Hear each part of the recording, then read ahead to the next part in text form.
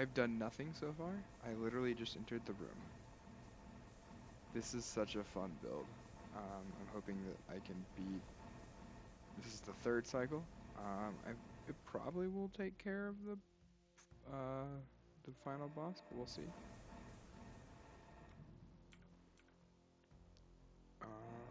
Is this it? No, maybe like one or two more rooms.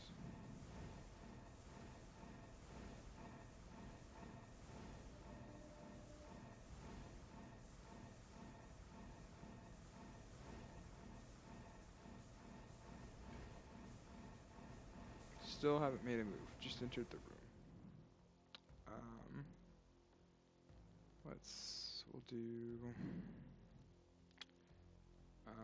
We'll do this. Okay.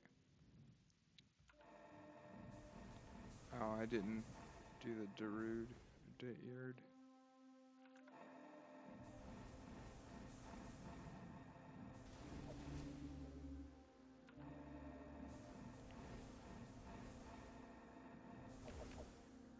I'm not sure exactly how the minion attacks work, like, but is it this room? Yep, this is the final room. So let's see what happens. Might probably move back here, just so there's a lot more room between me and the boss. We'll see. He has an insane amount of health.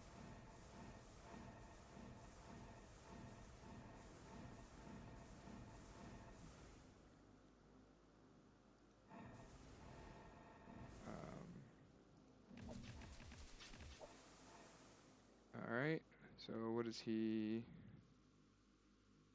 300,000 health is insane. But we'll go ahead and, so we just pray once. I think we'll be fine.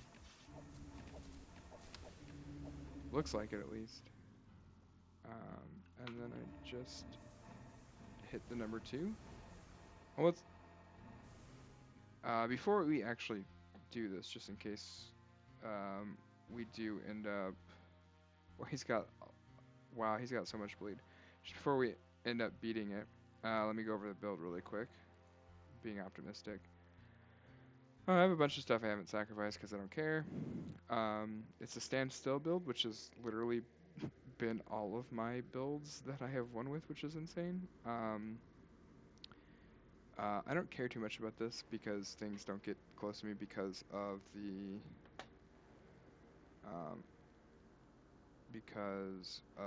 my minions. I had this on for a little while. I probably should have kept that on. And this seemed like it would be good, but for some reason it didn't seem to work, which I'm not sure. I was hoping basically that I would constantly be able to like have my minions basically blow themselves up at enemies and then respawn them, which would give me more speed, etc., etc. I couldn't figure out how to get that to work. This is just the basic staff, just does 50 poison damage, and then I have some like increased damage and stuff. This gives me charge. Also, towards the end of the wave isn't awesome because there's just not enough enemies to give me a ton of charge, but you know, it's fine.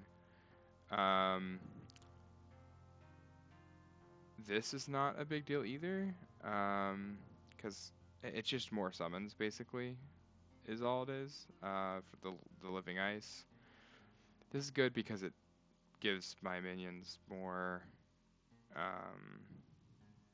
damage, or sorry, more life, and every time I stand still, which because of one of my abilities that I chose, or skills, or whatever you want to call them, stand still happens every time I pray, and so it just heals. It gives them my summons more life and heals them, and then I just never found a good pair of pants. I had this.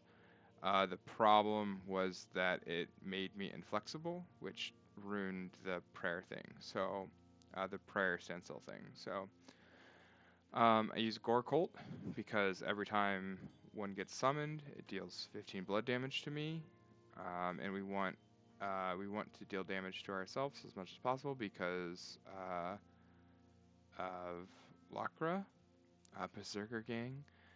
Because every time you are dealt damage, you get 2 Berserk stacks, which gives you speed. So 2 speed every time I damage myself. So right now, what's happening is we're summoning, 3 times skill level, so 15 of these, which means I'm getting 15, 30 stacks whenever I walk in a room. And then I'm also summoning these guys. So I'm summoning only 3 of these, but that's fine. So that's 3, that is 15.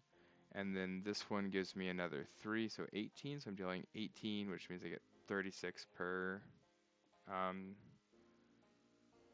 There's like a couple other things going on here. And then whenever I pray, because of projection, I stand still. The hit against enemy in a 40 tile range, I don't really care. I literally just care about the standstill part of this. Invigoration and innervation are just buffs for my summons. This gives more life. This gives speed, accuracy, and hit. And then this, again, just more self-damage every time I pray. And then summons Bleeding Dead. So more summons, which means more self-damage and also more healing. So that's the Berserk. This is literally just for speed, which is really nice. We've got the Worm, which is really nice because whenever enemies move or attack, they get, as long as the first prayer isn't full, they get 3 corrosion applied to them. And then let's see. Yeah, okay. So if they have corrosion, then I deal psychic and I heal myself. So that's great. So we've got like a decent amount of heal going on, because of all of our summons plus this. This just gives us serpents and hatchlings as long as we haven't hit our willpower limit. Don't care too much about the weapon stuff. So that's that. And then I'm also Liturgist, which just gives a ton of damage to our priests and speed. And then every time I summon a priest, we also get familiars if there's enemies. So just tons of summoning going on. Yeah, and so because of this, I deal tons of damage because I do tons of summoning. And that's basically the entire build. So you walk in, you pray, you add some corrosion stacks to yourself, which isn't awesome, but it's not actually that big of a deal because usually you just don't, like, enemies cannot get to you. And then once I've done this, I just spam the second prayer, which deals 200 psychic damage to all enemies with corrosion. And because we get +1 charge when you stand stills if enemy live, paired with projection here,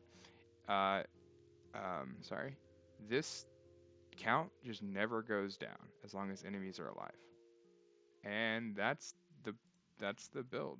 So now we just hit 2 and do damage. And now the boss is dead and we just clean up the rest of this floor. And there we go. So this build is super easy to get off the ground, and as you saw, really the only thing that mattered was this Robe of Vigor, which gave my summons more life. And honestly, that's not that big of a deal. Oh, and heals them, I guess, but still not a huge deal. This is a super fun build.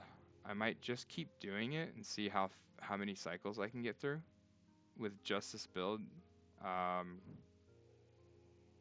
because it's a ton of fun. So summon 2,125 allies is crazy, and then 33,000 blood, 2 million damage in total. Um, and then I just stood still and prayed. That's all I did this entire game. So that's the run. It's a ton of fun. This game is a surprising amount of fun since I'm essentially hitting two buttons for this build, but a lot of builds you can just hold tab and win, which is really fun. So yeah.